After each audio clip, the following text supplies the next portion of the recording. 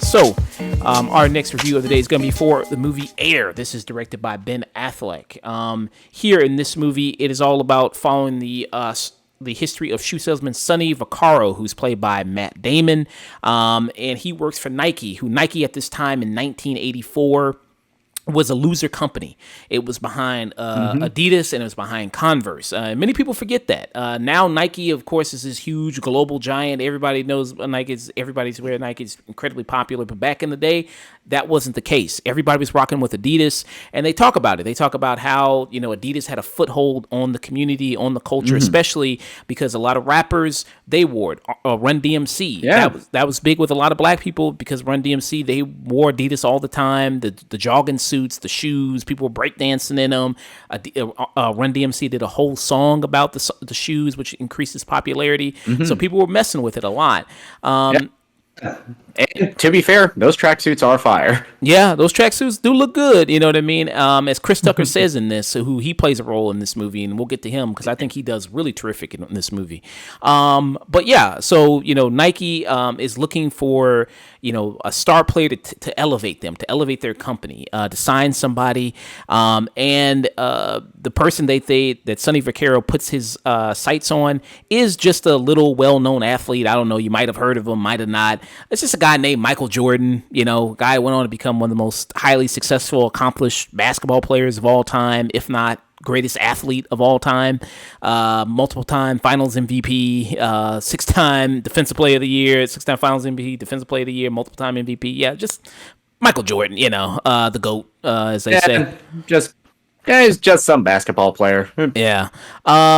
And this movie does a decision with Michael Jordan, which I'm not sure if I like or dislike. I'm not sure how I 100% feel about it yet.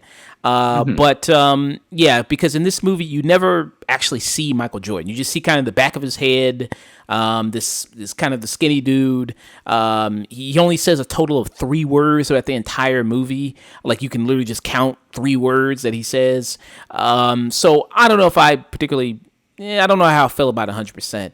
Ben Affleck's reasoning behind that was because, if we put Michael Jordan in and put him as a prominent character, then the movie would be all about Michael Jordan. And he says, I really didn't want to do all a movie about Michael Jordan. It's really about these guys, at Nike, guys like Sonny Vaccaro, played by Matt Damon, Phil Knight, who's the CEO of Nike, who's played by Ben Affleck, Chris Tucker, who's in this movie, who plays Howard White, and then Jason Bateman, who plays Rob Strausser, about really all the whole team behind getting this done, getting this deal done, having Michael Jordan sign with Nike, which, you should already probably, I think it's kind of well-known history that Michael Jordan became a part of Nike. I don't know if I'm spoiling anything there. I think it's pretty well-known history there that the Air Jordan is a Nike shoe. It has the big swoosh on it. Motherfucker, I wore my goddamn Jordans to go see the movie. I'm pretty sure I know how history went. Yeah, so I don't think I'm spoiling it by saying that, but so so it kind of it's more about these kind of little to unknown people that you kind of see, not really focused on the big figure Michael Jordan. And then you also have you do have members of his family that have a prominent place in it, like his mother, who of course, if there's a black mother in something, who you gonna get? You're gonna call either Angela Bassett or Viola Davis. If you need a black mother who always looks like she's kind of tired, call Angela Bassett. Call Viola Davis. Excuse me. Yeah, so you're gonna get her, who she does, of course. Viola Davis. She can sleepwalk into a movie like this and do a good performance. So she also does a very good. Take no for an answer. She does a very, very good job here. What were some of your thoughts on Air there, Nick? Oh, Air, for a while, I kind of missed director Ben Affleck, because I was a huge fan of his first directed film, Gone Baby Gone, and I absolutely adore his other film, The Town. I think that's one of my favorite crime dramas, and he hadn't directed anything for a very long time. I don't think since 2016 with Live by Night, which is just okay. And here, I think Affleck really steps back into the shoes as director beautifully. this isn't really a film that is. It's a very straightforward, simple story about the people behind Michael Jordan who made the Air Jordan the iconic thing that it is, especially Matt Damon and Jason Bateman and Chris Tucker, all of whom I think are fantastic in their roles. And just the making of this movie, so something that I don't think is getting talked about enough is this is the first film by Ben Affleck and Matt Damon's new production company called Artist Equity, and they founded it with the intention of kind of putting money back into the talent to address a lot of the shortcomings that have fallen because of the streaming area in terms of sharing residuals across the crew. Okay. Yeah, that's a good point. And of course, the guys like Matt Damon and Ben Affleck, who've been working together for a long time, best friends. Their chemistry is here, longtime best friends, longtime collaborators, Academy Award winning screenwriters together. Yeah. And here they have great chemistry here, Ben Affleck being the boss, being Phil Knight, and they have Matt Damon who comes in, Sonny Vaccaro, who his whole role at Nike is like he's supposed to be a person who scouts the talent, looking at it as like he knows basketball in and out, goes to a lot of high school games, college games, and it's supposed to be able to like, hey, this guy's going to be really great, and we can sign him, and then he's going to be doing really well for our company. And you see, like when they're looking at the board of the draft coming up, it's like, okay, this player's going number 1, this player's going number 2, this player's going number 3. We're not going to get any of these dudes. So let's just focus on everybody else at the bottom because, we're not going to get them. Everybody's going to sign to Adidas and Converse. So let's try to get, some dude named Melvin Turpin or something like that. Let's try to get this dude. And so, yeah, it's good to see Ben Affleck back, what I mean, directing. Big fan of his directorial work, things like The Town, things like Gone Baby Gone, which I love. It's still one of my favorite movies of his, Gone Baby Gone. And with this one, like I think he said that, listen, I'm not trying to really make like, this is as loose as you can get. Like, I'm not really trying to make a real serious, beat by beat what happened with the people who made, who signed Michael Jordan and made the shoe. But, I'm trying to have fun with this and telling this story. And I think it is very good. And, with this type of story, it is a lot about, these a lot of speeches. And the trick here is, for this movie, which I thought was a real accomplishment of it, is that how do you make this compelling of a story that we already know? We already know that these dudes are going to sign Michael Jordan. We already know that. But what are the steps to make this really compelling? And I think they do a good job at that. And I think they really make you root for these guys, even though you do know the outcome. What do you have to say to that?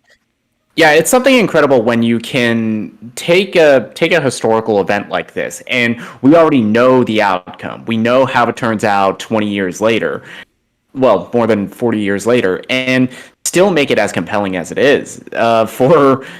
Somehow the big corporation ends up becoming the underdog in this film, and it works so well. And mostly, I think it's entirely carried by the performances of the cast, especially Matt Damon and Jason Bateman, who they are more or less the protagonists of this. Yeah. And when you have, this case of like, because they're going to spend all their budget on, which was supposed to be dispersed between like 3 or 4 players. They're like, hey, we're going to go try to get this one big player. And if we don't do this, our company, like our division, which they do a basketball division, and Nike is like, this may tank our whole division, and tons of people will be laid off, and we'll be fired. It's like, and we're going to try to go for it. And it really does kind of wrap you up in that story. It being in the 80s, do you think it's a little egregious with some of the needle drops? Do you think it's like too much? Like, hey, it's the 80s. Do you think a little bit? I didn't really think so, but I heard some people say that. Yes and no. I think in some scenes it's fine. Like, in most 80s movies, you get a scene where a guy has a phone in his car, and I thought that was cute. But some of the needle drops did get a little too on my nerves. But the music I thought was fine. It's like there's nothing here I think that is overtly just, hey, let's just remind the entire audience that this is set in the 80s. Yeah. I do agree with that. The performances in here, like you said, really good. Matt Damon, of course, Jason Bateman. Jason Bateman is doing a little bit of Jason Bateman because usually he does like the Hmm. smarmy, kind of snarky kind of guy. It's toned down. It's not as much as something else, but he comes in, does that.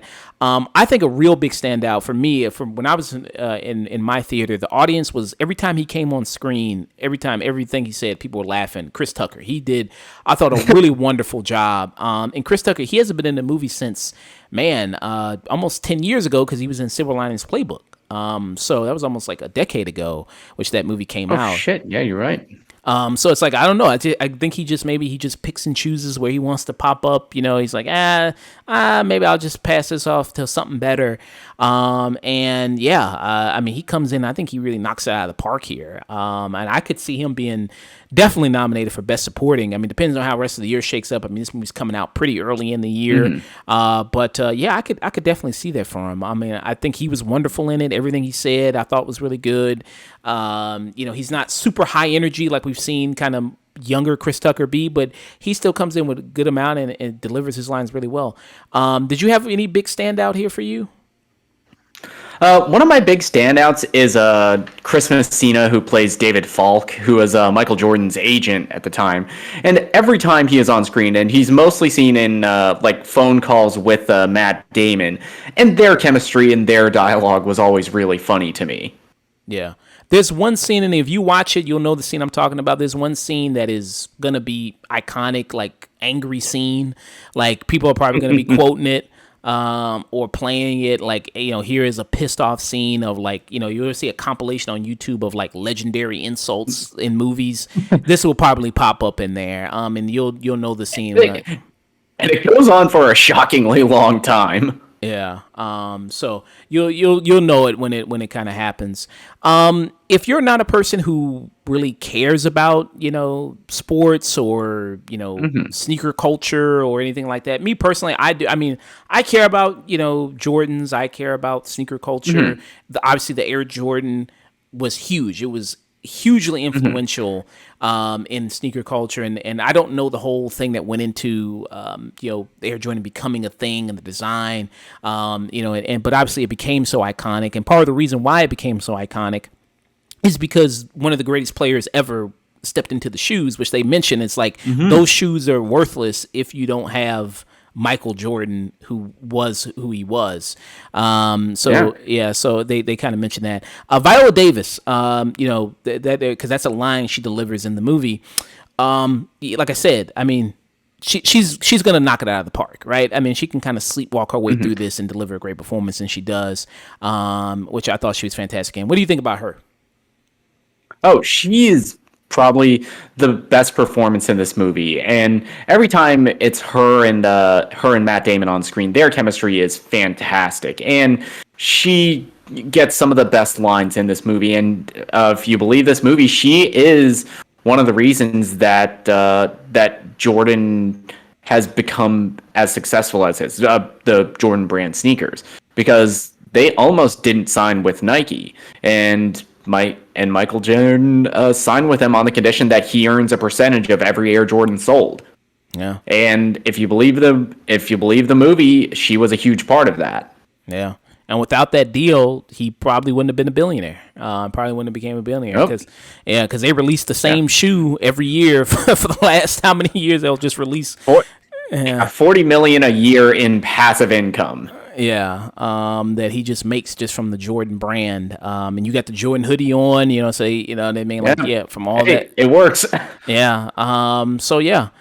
And you got the Jordan ones in the case right there and everything. So yeah, I mean, people buy Jordans in droves, man. Yeah. So yeah, I kind of like that. Did you like the decision of them not having Jordan as an actual character in the movie? I thought it was a little jarring every time they have the stand-in in the film, and the few lines of dialogues that kind of felt stilted. But listening to Affleck's reasoning, I understand, because this movie isn't about Michael Jordan. This movie is about Sonny Vaccaro and Phil Knight. Yeah, yeah. So yeah, I kind of understand some of that reasoning there. It's about more of that type of situation, and then yeah. So I can understand why you might not have one Jordan is too prominent of a character in it there. But yeah, man, this is really early on. I think even though it's early in the year, this is kind of one of my favorite movies of the year so far. Yeah. I think it is very good. It is a very strong movie filled with really good performances. This movie be remembered for awards consideration, later in the year when, get time to nominate everything. I don't know. It depends on how the rest of the year shakes out. But I mean, now that they're doing like 10 Best Picture nominees, I could see it maybe sneaking in there, maybe doing that. So yeah, I would give it a tune in. Good tune in for Air. What about you, man? Yeah, I think that I agree with you right away that this is probably going to end up being one of my favorites of the year. I think the performances are so strong. I really liked a lot of the directing choices that Ben Affleck makes. Every single scene with Viola Davis is absolute gold. And again, you made a compelling drama about a sneaker deal, which is kind of amazing that you were able to pull this off, especially just because we know the outcome already walking into the theater, and you still made it a compelling underdog story. Yeah. I give this a very strong tune in. I had a blast with this movie. Nice. Yeah. What's your favorite Jordan? If you had to pick one. Ooh, I had to pick one. I mean, they're in the case right there. It's the Jordan 1s. It's your favorite Jordan out of all the Jordans? Jordan 1? Yeah. For Hey, me, you can't beat it. They go with everything. I don't know. I think I would maybe do the 4s. I think the 4s. I really like the 4s, yeah. But yeah, Jordan 1, classic. Classic. I just gotta go with the Jordan 1. Very classic. So that was Air. I gave it a tune in. You gave it a strong tune in.